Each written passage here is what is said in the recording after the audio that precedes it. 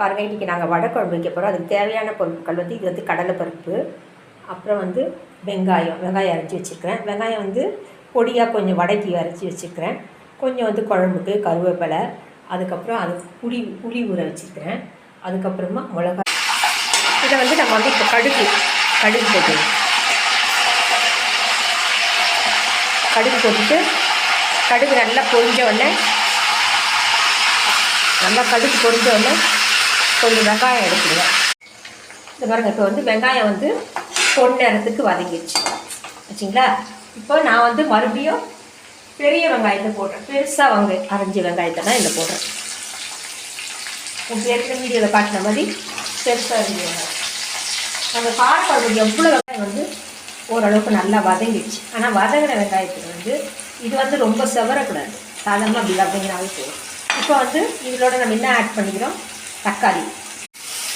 இப்போ பார்த்தீங்கன்னா உங்களுக்கு வந்து தக்காளி நல்லா வதங்கிட்டாலும் நம்ம மிளகாத்தூள் எடுத்து மிளகாத்தூள் நம்ம ஒரு 4 ஸ்பூன் போடணும். இப்போ தான் மிளகாத்தூள் வீட்லேயே அரைச்ச மிளகாத்தூள். இது ஒரு 4-5 ஸ்பூன் போடலாம். ஏன்னா புளி நிறைய கலந்துருக்கோம்.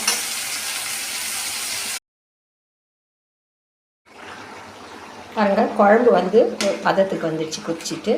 இப்போது இது கடலைப்பருப்பு வச்சுருக்கோம் இல்லையா, இந்த பாருங்கள் கடலைப்பருப்பு இந்த வடைக்காக ஊற வச்சுக்கிறேன் கடலைப்பருப்பு. இந்த கடலைப்பருப்பு எடுத்து மிக்சியில் மாற்றி அதை அரைச்சி வந்துடுறேன். சரிங்களா, இதான் வந்து வடை குழம்பு. பாருங்கள், நம்ம இந்த குழம்புலாம் தாளித்தோம் இல்லையா, அது வந்து குழம்பு நல்ல பதத்துக்கு வந்துடுச்சு. இப்போ அடுத்தது வந்து வடை தான். வடை எப்படி ப்ரிப்பேர் பண்ணுறோன்னு அப்புறம் நான் மிக்சியில் அரைச்சி வச்ச இந்த வடை மாவு போட்டுக்கிறேன்.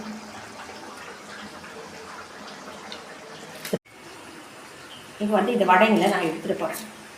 வடை போண்டா ரெண்டுமே ரெடி ஆகிடுச்சு. பாருங்கள், நல்லா செவந்து வந்துச்சு. ஏன்னா போண்டா கொஞ்சம் லேட்டாக வேணுன்றதுக்காக கொஞ்சம் விட்டேன். ஆல்ரெடி ரெண்டுமே வந்துடுச்சு நல்லா.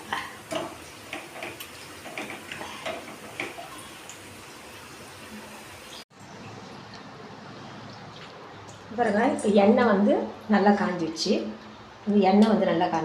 இப்போ நம்ம என்ன செய்யணும், இந்த பிசைஞ்சி வச்ச வடை மாவு வந்து சின்ன சின்ன உருண்டையாக எடுத்து உருண்டையாக போடலாம், போண்டா குழம்புன்னு சொல்லலாம், இல்லை வடையாது. நான் வந்து வடையே தட்டிடுறேன்.